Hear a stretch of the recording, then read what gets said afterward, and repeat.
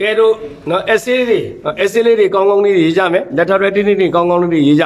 essay letter လေးတွေကောင်းကောင်းရေးမယ်ဆိုတာကတခြားပြောတာမဟုတ်ပါဘူးစနစ်သစ်လေအခုကဘာလဲစနစ်သစ်ဟုတ်တယ်စနစ်သစ်ပညာရေးမှာ essay ရေးတာလေးတွေတို့ letter ရေးတာလေးတွေကိုသူကရေးပုံရေးနည်းလေးတွေကိုဖော်ပြမထားဘူးလားဟဲ့ပြပါပါတယ်အဲ့ဒီရေးပုံရေးနည်းတွေကအစင်းမြင့် letter writing နဲ့အစင်းမြင့် essay တွေရေးပုံရေးနည်းတွေဖြစ်ပါတယ်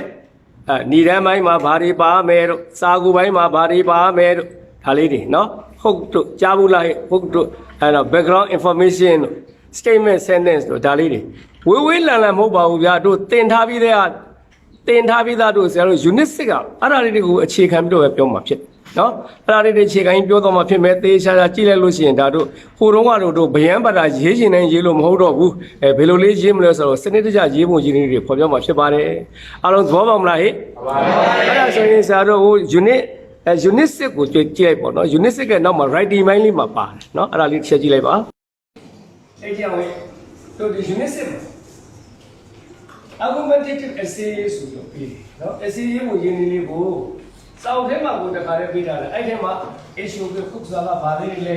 this is statements တော့ပါလေ background information တွေပါလေအဲ့ဒါလေးတွေနော်ဒီတီးသားဒီပေါ်မှာပဲမူတည်ပြီးတော့ဆရာတို့ပြန်ပြီးရှင်းပြသွားမှာဖြစ်ပါတယ်ဒါက essay တစ်ပုဒ်ရေးမယ်ဆိုလို့ရှိရင်ဒီတိုင်းမှာဘယ်ချက်တွေပါမလဲဆိုတာလေးတွေနော် issue ကိုခုစားပါလေအဲ့ဒါတော့ပါလေ modern technology has more advantages than disadvantages ဆိုတာဒါခေါင်းစဉ်ပေါ့ဗါလေခေါင်းစဉ်ပိုင်းမှာဒီကနေဒီထိကိုဘာလို့လဲဆိုတော့ညီတန်းကိုဘာလို့ခေါ်လဲညီတန်း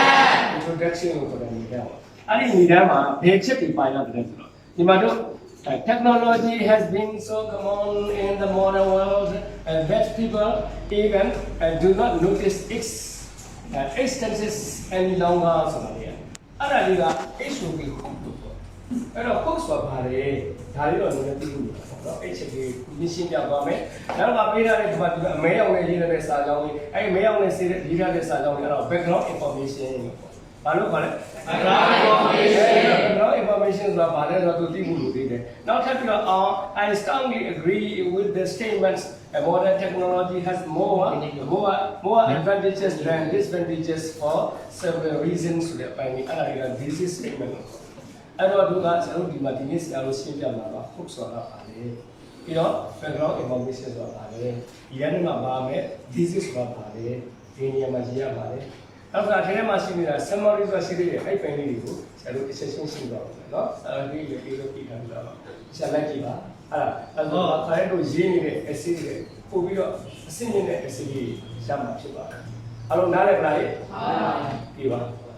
ဆရာလည်းဝင်အစင်းကောင်းတို့ရေးသားမယ်ဆိုလို့ရှိရင်နံပါတ်1ကအခြေခံဝတ္ထုတွေနိုင်ငံချင်းရေးတဲ့ပုံစံပါပဲအဲ့ဒါတော့မလို့အခြေခံဝတ္ထုတွေနိုင်ငံချင်းမရေးနိုင်တော့ကျန်တဲ့ပိုက်ဆက်စဉ်းစားမယ်နော်အခြေခံဝတ္ထုနိုင်ငံချင်းရေးတယ်ဆိုတာသိကြအောင်ဟဲ့အခြေခံဝတ္ထုတွေဆိုတော့နောင်ဘတ်အဲ့ဒါနောင်တွေဘတ်တွေကိုသူ့နေရာတွေကို subject က subject နေရာမှာရှိတယ်ဘတ်ကဘတ်နေရာမှာ object ပိုင်းလား object မပါလို့ရှိရင် object မပါတဲ့အခါတချို့ကျတော့ object ကိုနှစ်ခုပါတာရှိတယ်အဲ့ဒါကို intransitive verb ကံလို့တဲ့ကရိယာနဲ့ဝတ္ထုချင်းရင် object ထည့်စရာမလိုဘူး transitive verb ကျတော့ကံလို့တဲ့ကရိယာနဲ့ရေးတဲ့အခါမှာ object ထည့်ပေးရ intransitive verb လို့ခေါ်တဲ့ကံနှစ်ခုလို့တဲ့ကရိယာနဲ့ရေးတဲ့အခါမှာ object နှစ်ခုထည့်ပေးသူနောက်က place တို့ manner တို့ time တို့ reason နောက်က manner တို့ place တို့ time တို့ reason တို့ဒါတွေမျိုးအများကြီးရေးခဲ့နော်အဲ့ဒါတွေမပိုင်မကျွမ်းကျင်လို့တော့မရပါအဲ့ချက်တွေပိုင်ပြီးလို့ရှိရင်လေအဲ့ဒီမှာပါနေတဲ့ noun တွေ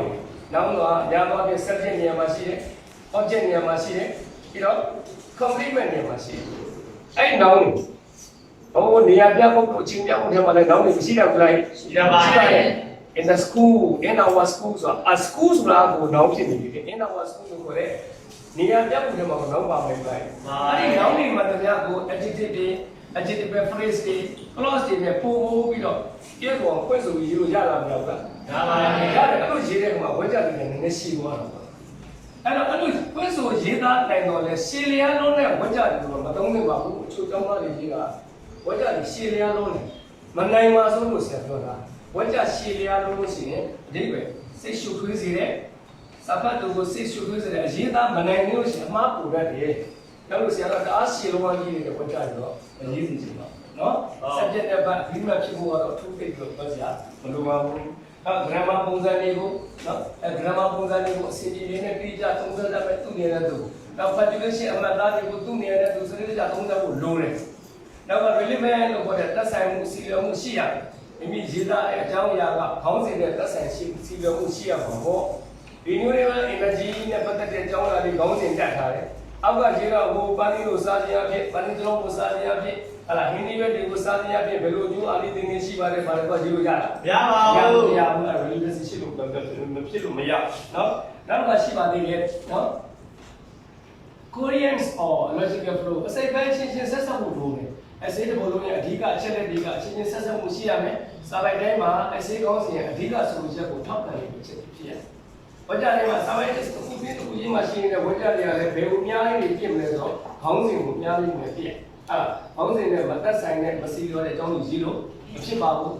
concentration လို့ခေါ်တဲ့ရှင်းတော့ညီညွတ်ဖို့လိုပါတယ်မိမိကအာသာခြင်းများရေးမယ်ဆိုလို့ရှိရင်အဲ့ဒီပိုင်းမှာအားနည်းချက်တွေလုံးဝထည့်ပြီးရအားနည်းချက်အတိုင်းကိုရေးမယ်အားနည်းချက်အပိုင်းကိုရေးမယ်ဆိုလို့ရှိရင်လည်းအားသာချက်ပိုင်းတွေအဲ့ဒီပိုင်းမှာထည့်ပြီး